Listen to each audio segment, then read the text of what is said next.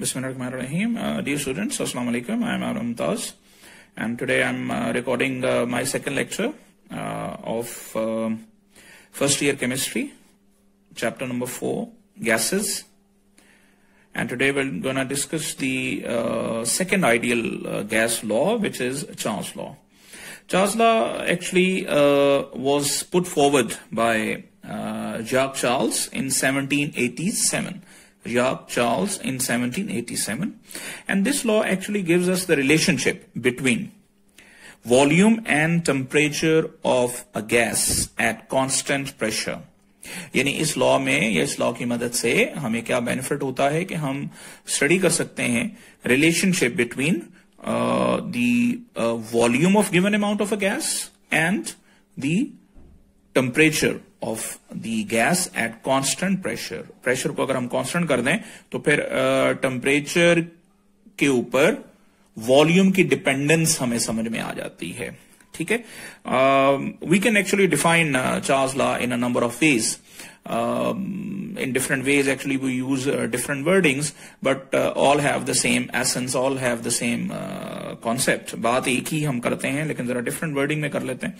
तो the simplest of all the definition which we normally study is let me call it as definition number 1, and it is a volume of given amount of a gas varies directly with the absolute temperature at constant pressure. मतलब इसका ये है कि अगर आपके पास एक given amount of the gas है, एक गैस की खास अमाउंट हमने ली हुई है, फिक्स अमाउंट है हमारे पास, और उसको हमने खास प्रेशर के ऊपर मेंटेन किया हुआ है. प्रेशर भी हमने फिक्स कर लिया, तो दो चीजें हमने कांस्टेंट कर दी, फिक्स कर दी. अमाउंट फिक्स हो गई, अमाउंट का मतलब नंबर ऑफ मोल्स, और साथ में प्रेशर भी फिक्स है. तो अब अगर हम टेम्परेचर और वॉल्यूम का रिलेशनशिप देखें तो वॉल्यूम डायरेक्टली प्रोपोर्शनल है. वॉल्यूम डायरेक्टली प्रोपोर्शनल है एब्सोल्यूट टेम्परेचर के. वॉल्यूम चेंज होता है linearly with absolute temperature.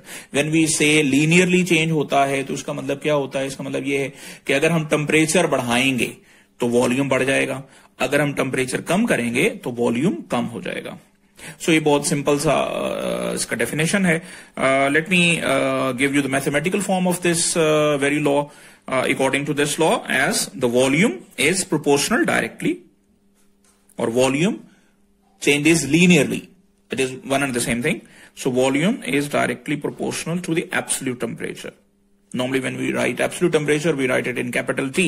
So volume is directly proportional to the absolute temperature, but इसकी कंडीशन है.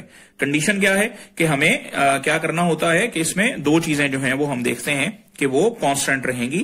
क्या क्या चीज कांस्टेंट है? एक तो हमने given amount of the gas चूंकि लिया है तो नंबर ऑफ मोल्स कांस्टेंट है, और दूसरा प्रेशर को कांस्टेंट रखना होगा. ठीक है. तो एट constant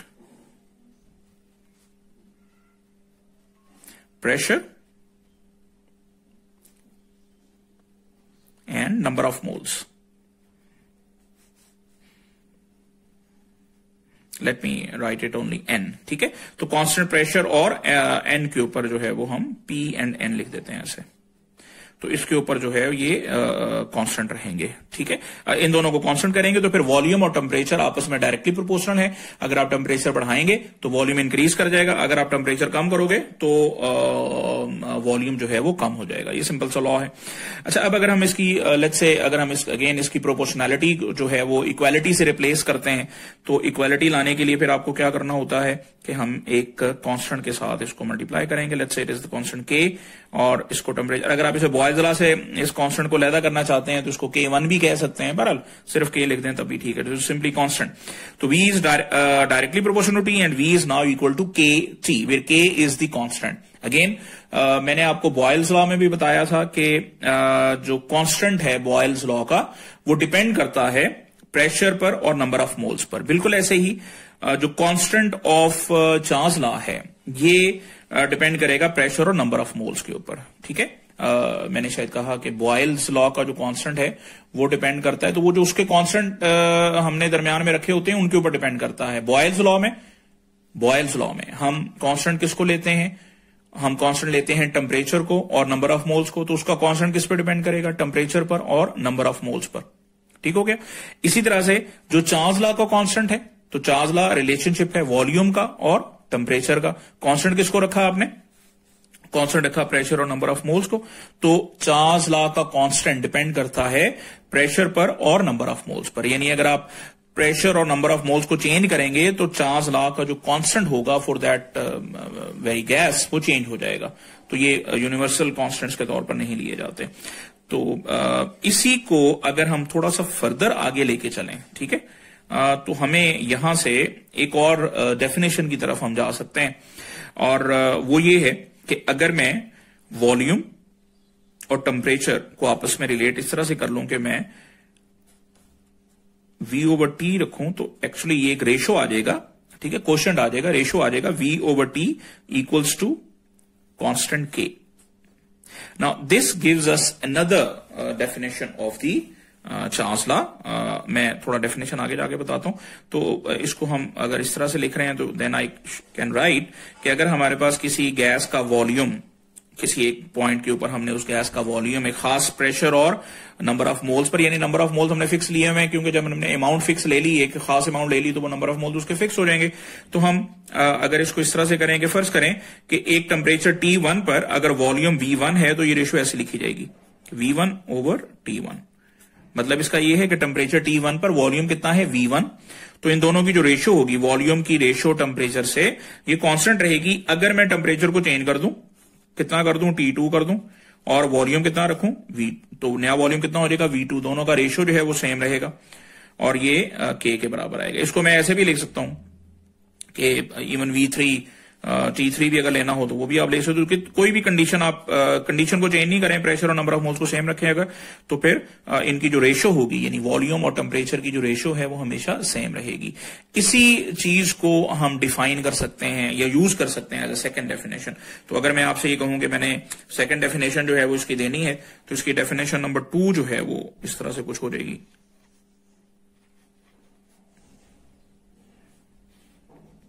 तो इसकी डेफिनेशन नंबर 2 जो है उसको मैं शायद कुछ इस तरह से लिख पाऊंगा कि the ratio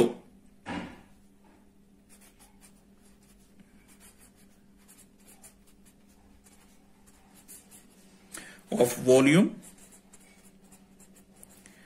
two absolute temperature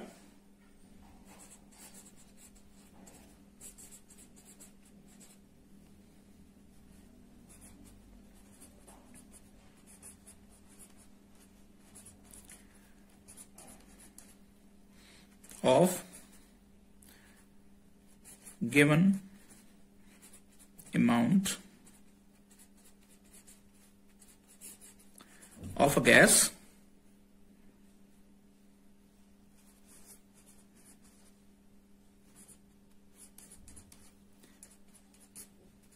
always remains constant at constant pressure। मतलब the ratio of the volume, the ratio, ये मैं ऊपर दोबारा से आपको मेंशन करूंगा कि रेशो है ये वॉल्यूम ओवर टी, यानी the ratio of volume to absolute temperature of a given amount of a gas always remains constant और सेम एट कांस्टेंट प्रेशर। ठीक है, so this is the second definition जो हमने इधर से ही इसको देखा है। इसी के मुताबिक जो है वो हम लोग इसको लेके चल रहे होते हैं चार्ल्स लॉ को। चार्ल्स लॉ की भी हम आगे एक ग्राफिकल रिप्रेजेंटेशन जो है उसको भी देखेंगे कि ग्राफिकली जो है वो हम इसको किस तरह से रिप्रेजेंट करते हैं। तो वो जरा मैं एंड पर ग्राफ जो है वो आपके साथ शेयर करूंगा। ठीक है, अभी इसमें हम देख लेते हैं कि इसको हम एक तीसरे तरीके से भी डिफाइन करते हैं। सही है, अच्छा, ये तो अभी तक हमें पता चल गया, हमने जो भी अभी पढ़ा है इसके मुताबिक हमें ये पता चल रहा है कि वॉल्यूम और टेम्परेचर आपस में डायरेक्टली प्रोपोर्शनल है। ओके फाइन, अब हम इसमें जो नेक्स्ट चीज देखते हैं वो इसकी तीसरी डेफिनेशन अगर हम कहें, इस डेफिनेशन को कई दफा हम लोग दी क्वांटिटेटिव रिलेशनशिप भी कह देते हैं, क्वांटिटेटिव डेफिनेशन भी कह देते हैं। सो it is definition number 3 for the Charles law. It is definition number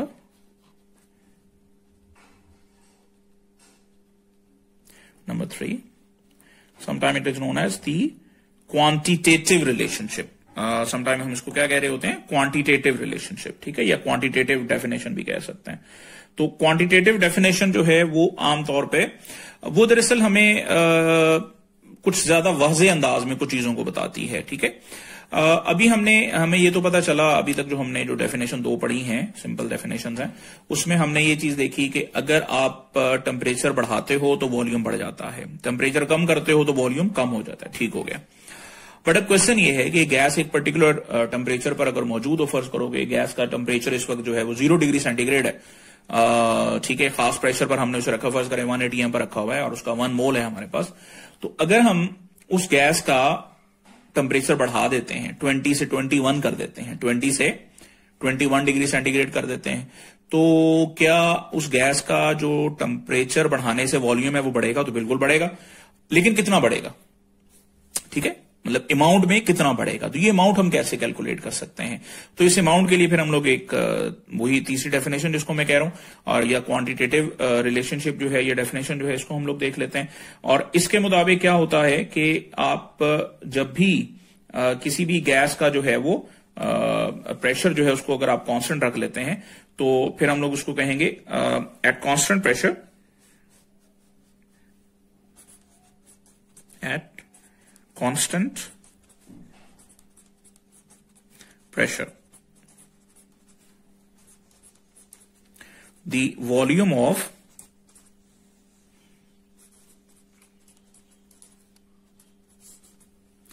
given mass of a gas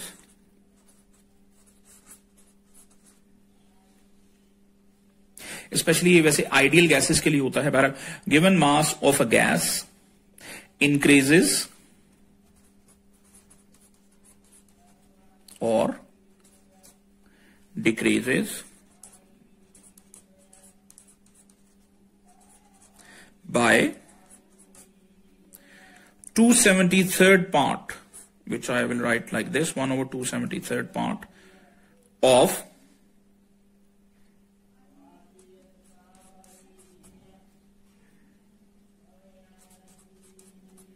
the original volume of the gas,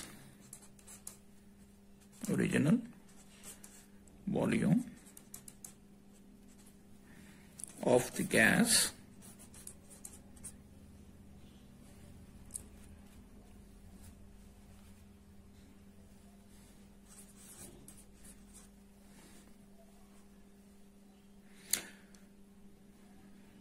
at 0 degree Celsius, 0 degree centigrade, for every 1 degree centigrade rise or fall in the temperature.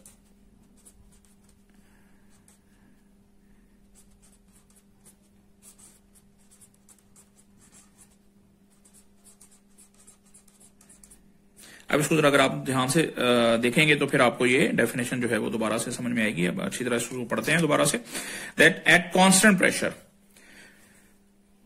The volume of given mass of a gas increases or decreases by 1/273rd part of the original volume of the gas at 0 degree Celsius for every 1 degree centigrade rise or fall in the temperature। मतलब इसका ये है कि अभी हमने simple definition में पढ़ा था कि जिसमें हमने ये देखा कि अगर आप वॉल्यूम टेम्परेचर बढ़ाते हो तो वॉल्यूम बढ़ जाता है, टेम्परेचर कम करते हो तो वॉल्यूम कम हो जाता है गैस का eight constant pressure.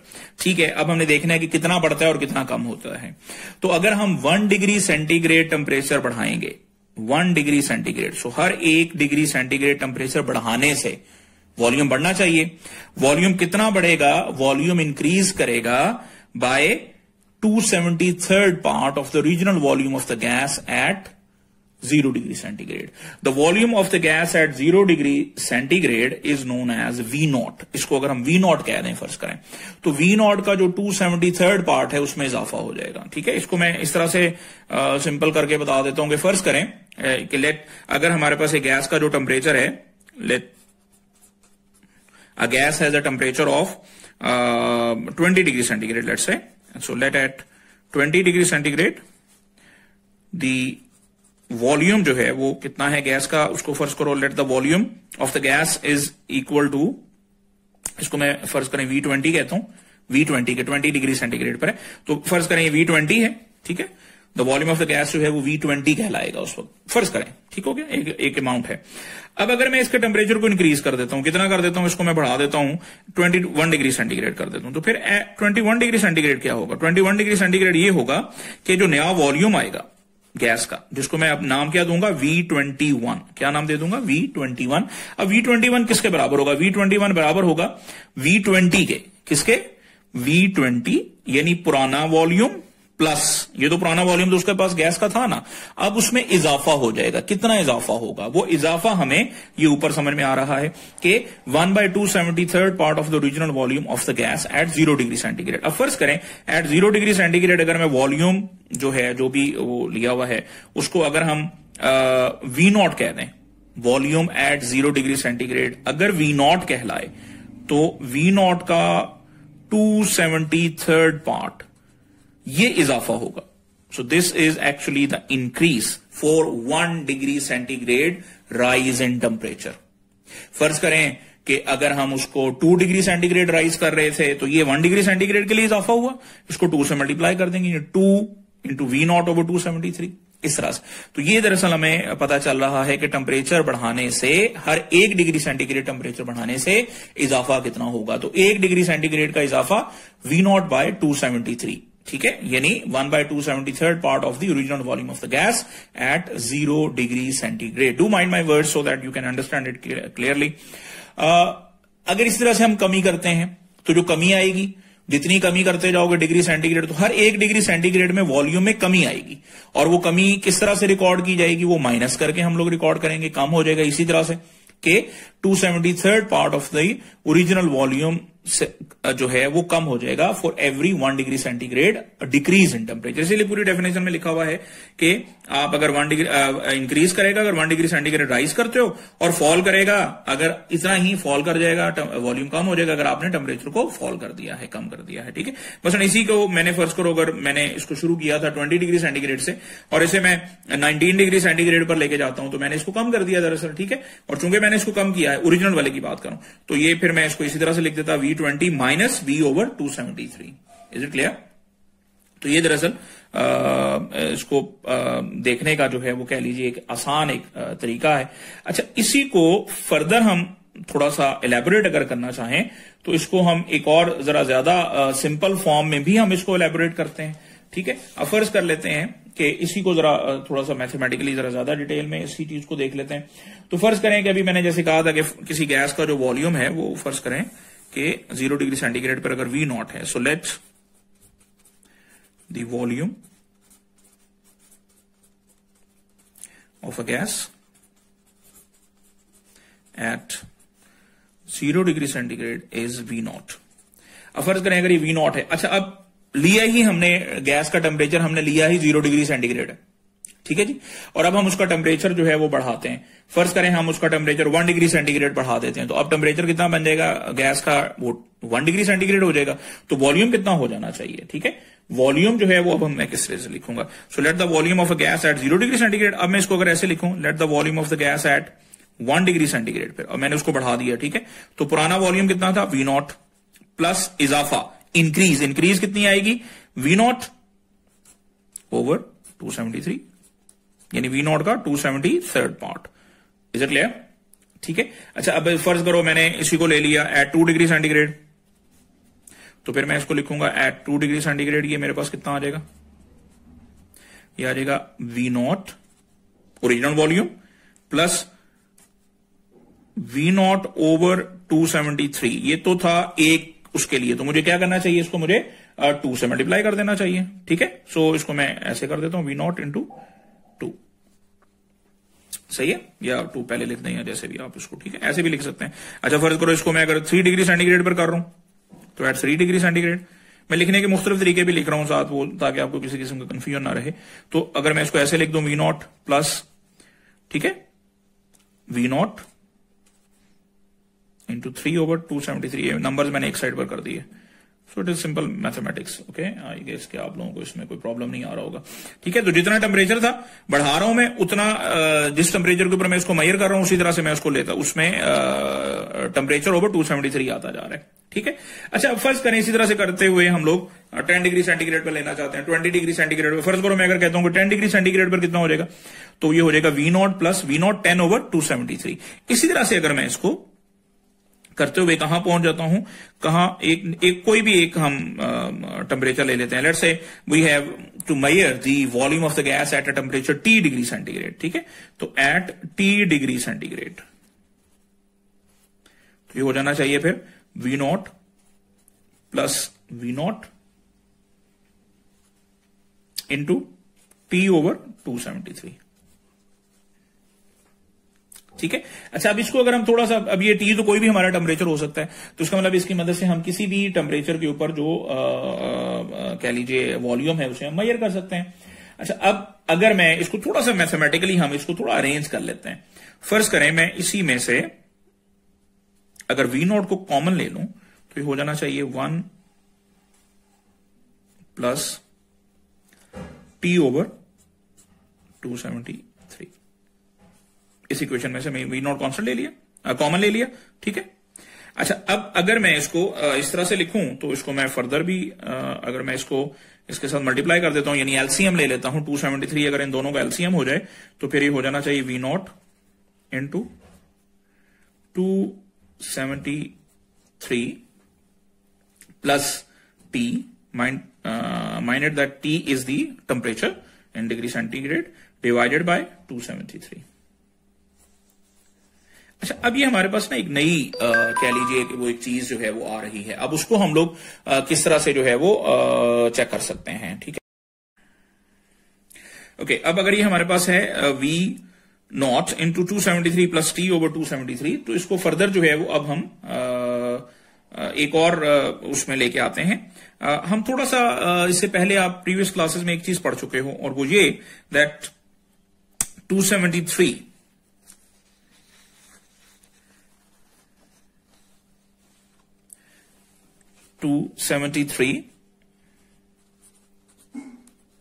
Plus temperature in degree centigrade, अगर हम इनको आपस में एड अप करें तो हमें एक नया टेम्परेचर मिलता है जिसे हम केल्विन टेम्परेचर कहते हैं या एब्सोल्यूट टेम्परेचर कहते हैं। तो मैं इसको कैपिटल T के साथ रिप्लेस कर दूं तो now it is absolute temperature. Absolute temperature के बराबर है। तो मेरी ये वाली जो इक्वेशन थी जो मैंने अभी ऊपर लिखी थी, वो इक्वेशन जो है वो क्या बन जानी चाहिए, वो इक्वेशन बन जाएगी V0 यानी वॉल्यूम एट टेम्परेचर T। वो इक्वेशन आप सब लोगों के ज़हन में होगी।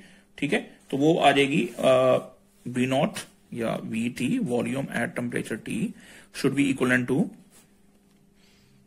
273 प्लस T की जगह मैंने क्या पुट कर देना है, एब्सोल्यूट टेम्परेचर कैपिटल T। ठीक है, सही हो गया। और चूंकि V0 जो है वो इसके साथ पहले ही मल्टीप्लाई कर रहा था, तो V0 वो एज इट इज रहेगा, अंदर T आ गया। ठीक है, और divided by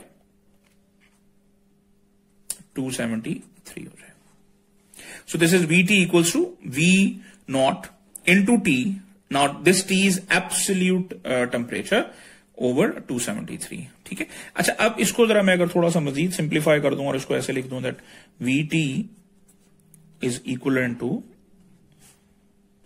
V0 over 273 into capital T यानी एब्सोल्यूट टेम्परेचर। ठीक है, अच्छा अब थोड़ा सा इस चीज को ऐसे देखते हैं, ये 273 एक कांस्टेंट है, जो V0 है वो भी कांस्टेंट है। क्यों कांस्टेंट है? Because it is the volume of the gas at 0 degree centigrade, जो कि फिक्स होगा। हर गैस का 0 डिग्री सेंटीग्रेड पर एक पर्टिकुलर वॉल्यूम होगा। जाहिर है ये सारा कुछ एक कांस्टेंट प्रेशर के ऊपर हो रहा है, याद रखिए, और अमाउंट भी हमने फिक्स रखी हुई है।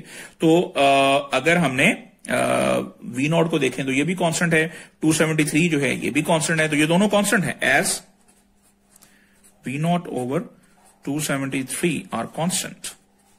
फर्ज करें मैं इस कांस्टेंट को अगर K कह दूं तो फिर ये इक्वेशन जो है ऊपर वाली, लेट्स से इसको मैं इक्वेशन A कह रहा हूं, तो इक्वेशन A में अगर मैं इस वैल्यू को पुट करूं, so equation A will become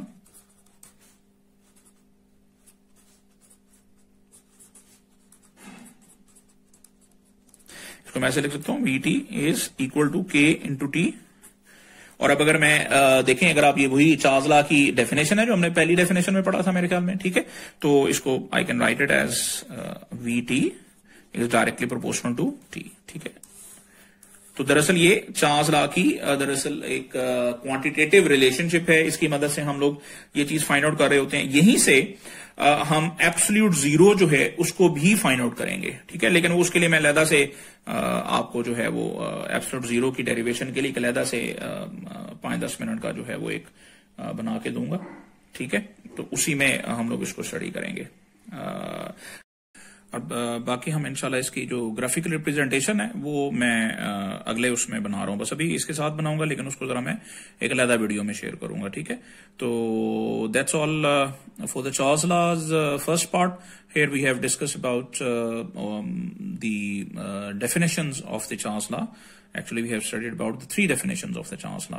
And in the next video, inshallah, I'm going to discuss the graphical representation of the Charles law as well as the derivation of the absolute zero.